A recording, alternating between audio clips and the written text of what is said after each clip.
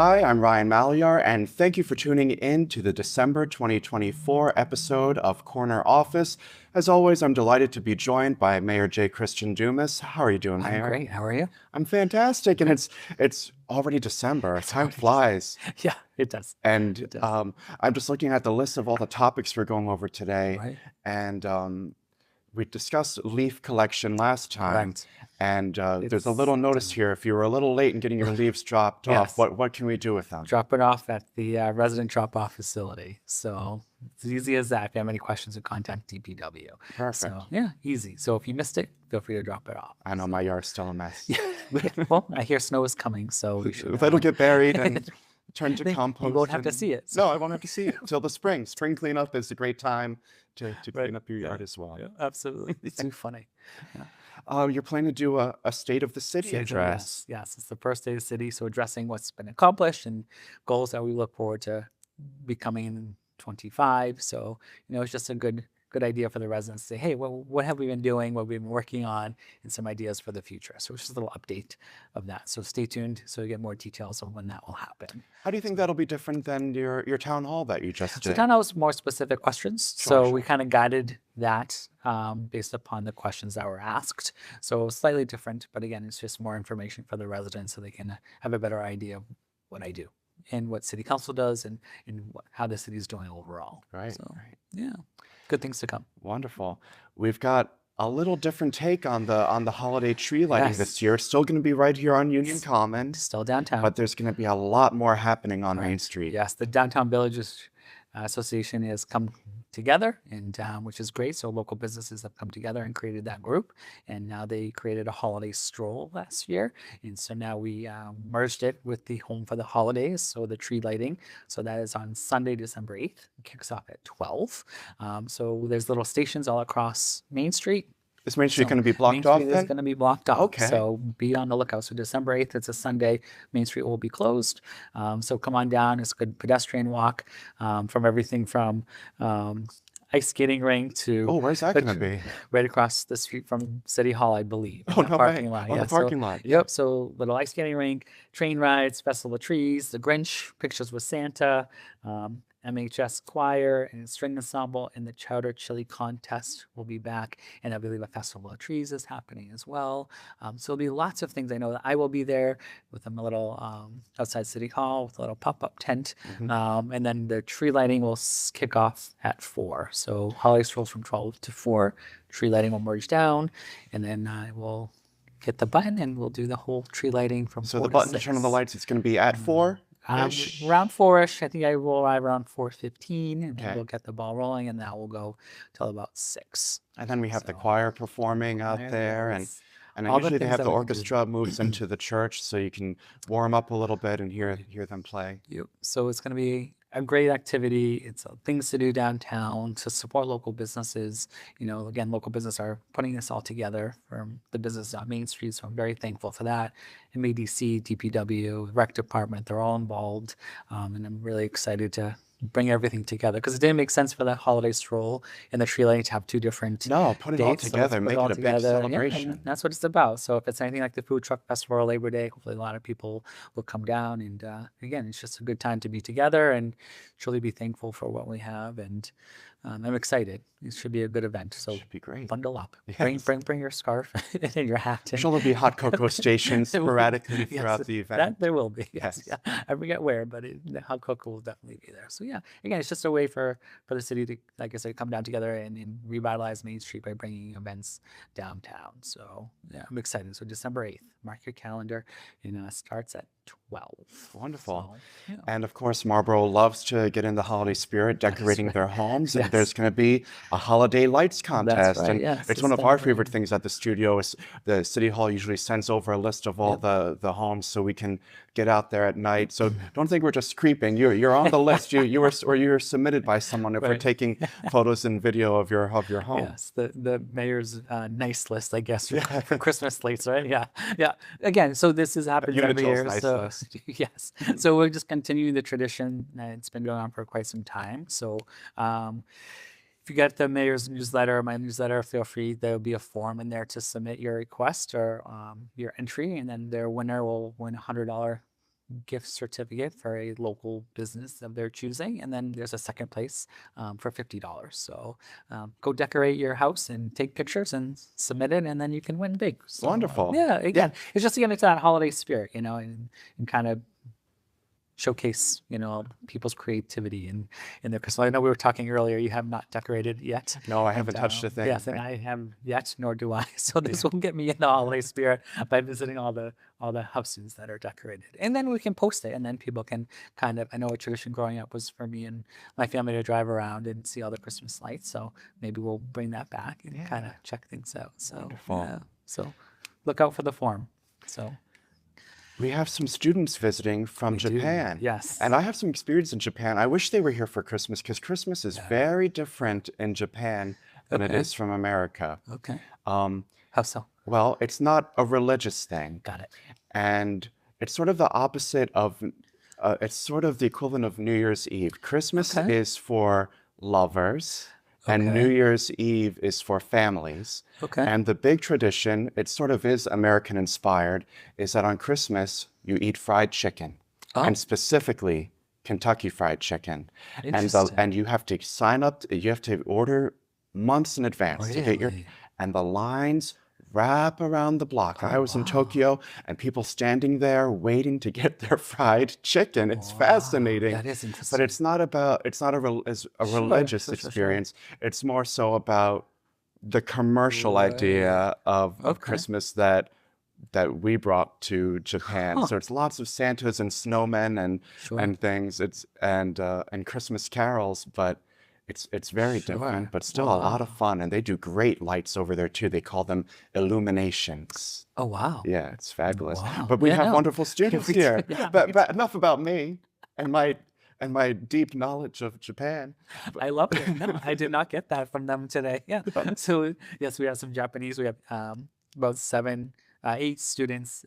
We had 7 middle schoolers from Wickham go to Japan already. So they've already experienced the culture and how exciting that is for them. And we got school committee they came to school committee, had a nice presentation of what they thought and what it's like over there. Now we have 8 Japanese students here. We have a sister city. This program's been going on from the early 90s. So it's great to continue that tradition. Didn't Don Landers start it? Or Don Landers has a part of it. I know he's been there too a few times. He's taken the trip. I would love to go. Yeah. I would love that. Japan has always been on my bucket list. So to have a sister city, and then gave them a tour of City Hall today, and City Hall is actually decorated. So thank you, Melissa. And the, City Clerk's office who decorated City Hall, so it was nice to see so we got some nice pictures with them in front of the Christmas tree, and they came to the office, saw City Council. They'll be at the City Council meeting tonight. So yeah, it's been great to exchange gifts and all that stuff. So we purchased some gifts from them, Marlborough focused, and it was great to see how excited they are. And I know they went off to the library after they left City Hall, so they can explore the library and lots of pictures. And they stayed with host families? They stayed with host families, yeah. So are they the same families of the students that went Not necessarily. to Japan? No, not necessarily. Yeah, not necessarily.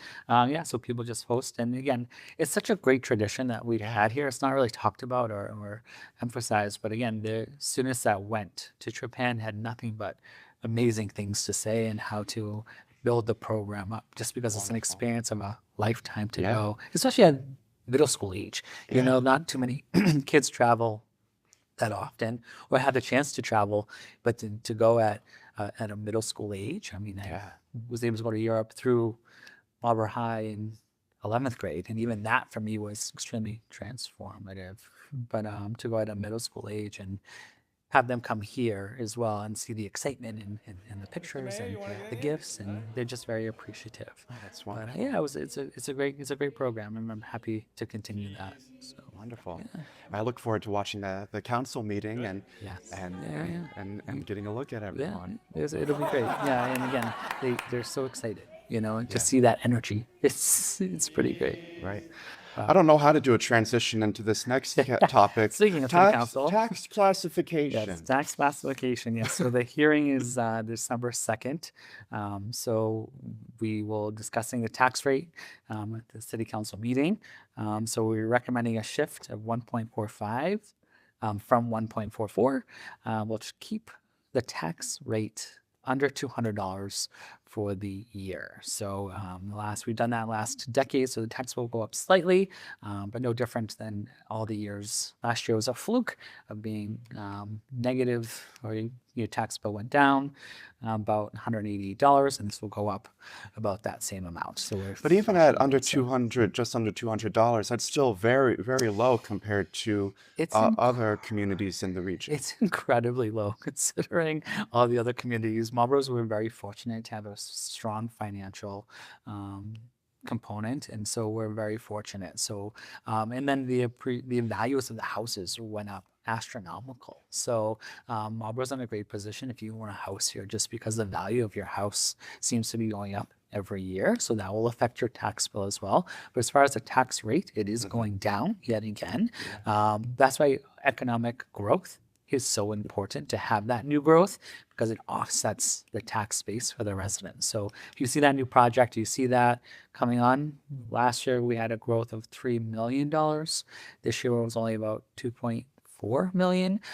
So that's why you kind of see it's not a direct, but it does affect the tax shift. So just keep that in mind when you see your tax bill and you're complaining about all that traffic and that new development and that new housing.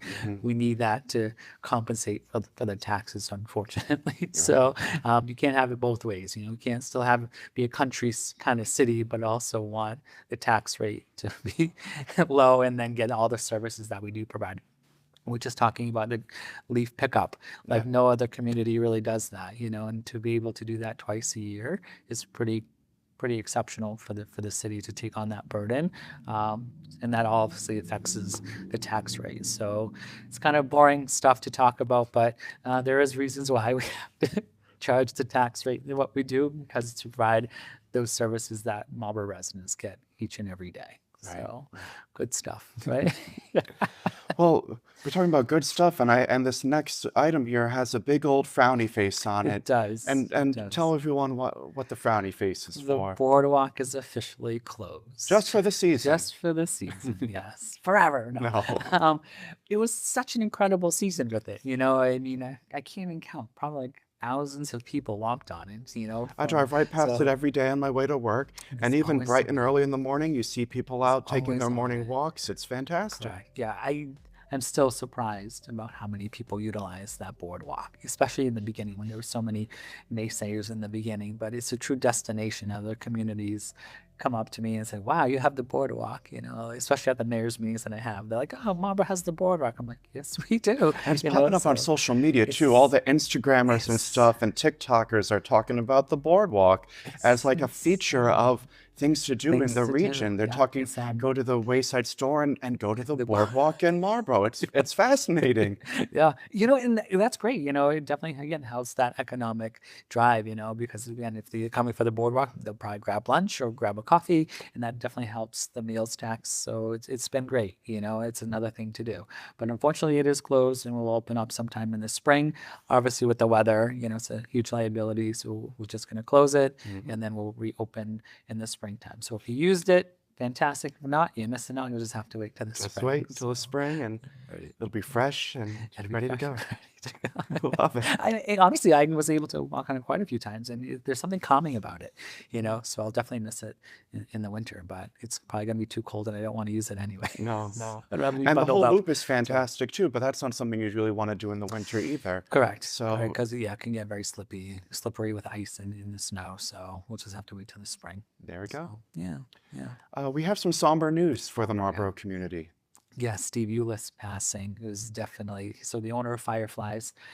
This hit home really hard. Being a small business owner and understanding what it takes to keep a business running and maintaining it, and what he did for the community. I got to know him as mayor, and we were talking about no on question 5, and he's the one I talked to regarding, hey, what is this all about? And he definitely took the time to explain like how detrimental this would be for the community and communities across the Commonwealth, and for him just to take the time, like, look, this is how this is impact Marlborough and what it's going to impact for all of the employees. Like, his heart was just so big for the Marlborough community. When I got the phone call, it was extremely devastating. It's definitely going to be a dark cloud, but I was able to go to Fireflies and see True Vibes Band on Wednesday before Thanksgiving. They did a great performance and had a little old fashioned and toasted a glass to Steve. And again, it's important for the community to continue to support such an incredible establishment that he built, just out of pure love, and you felt that every time you would go in and come over to your table. It was just like eating at his family table at home, so he will be missed incredibly. So I just wanted to reach out to his friends and family and say, you know what, he was an incredible person and he will be missed. So it was important to talk about it here again, because this is Marlborough, the Marlborough community is what he's done for it. So it's truly very, very, very sad and unfortunate. So my love and support goes out to him, and I'll keep going to Fireflies like I always did, and support, because that's his legacy. I think he would want that. At least all his employees that came up and talked to me said they would want that. Right. So I believe we're filming this on a Monday, and I believe there's even a sort of celebration of his life and being held at Fireflies. And the holidays in general can be hard. We think about people that have passed and loved ones that aren't there to be with us, but many of them would prefer. I like to imagine that we would celebrate and we would toast to them instead of living in the dark. So well, then I think that's why the band continued to play on, and it was an important message that, like, okay, he wouldn't want us to give up on that, again, because he employs so many different people and he's such a huge asset to the community. Like, we have to continue that support, and that's why we're talking about it today. And just, again, I think when we talk about someone, the memory lives on, Absolutely. and I will continue to toast my glass to him and continue to support. And I encourage everyone else to do the same. Right. So, yeah. But yeah, so to Steve's family, nothing but love, So, but yeah, but thank you for taking the time to talk about it, just because I know it needed to be discussed, So, but that's what we do here, right? In the Mayor's Corner, talk about all things community. I wish you had a mug as well. I know. We should do some toasts also, just to the Marlborough community, because we have the holidays coming up, and this is our chance right now, December, to wish everyone Merry Christmas, Happy Kwanzaa, Happy Hanukkah. Whatever you choose to all the above. Right. Happy solstice. Yeah, again, and especially during the holiday times, to take time to reflect of what brings you joy, because again, nothing's guaranteed in life, and take a little moment to hug your loved ones a little bit longer during the holiday times, just because life is so crazy, I can't believe we're in December already, and it's just like, where did the year go, and it's time to sit back and reflect of all the wonderful things, and especially with Thanksgiving around the corner, like, what are we truly thankful for? Right. I'm very thankful for many, many things, and it's just a nice reminder of that. So, but yeah, so happy holidays. Happy holidays. All the residents of Marlborough and whoever's watching at home, right? Absolutely. And happy December. And happy holidays to you, Mayor. Thank you for joining me here again. Thank you. What a wonderful year, right? Yeah. Look forward to the next. So, looking forward to it. You got it. But yeah. Yep, that brings us to the end of another episode of Corner Office. I'm Ryan Malyar, and thanks for tuning in.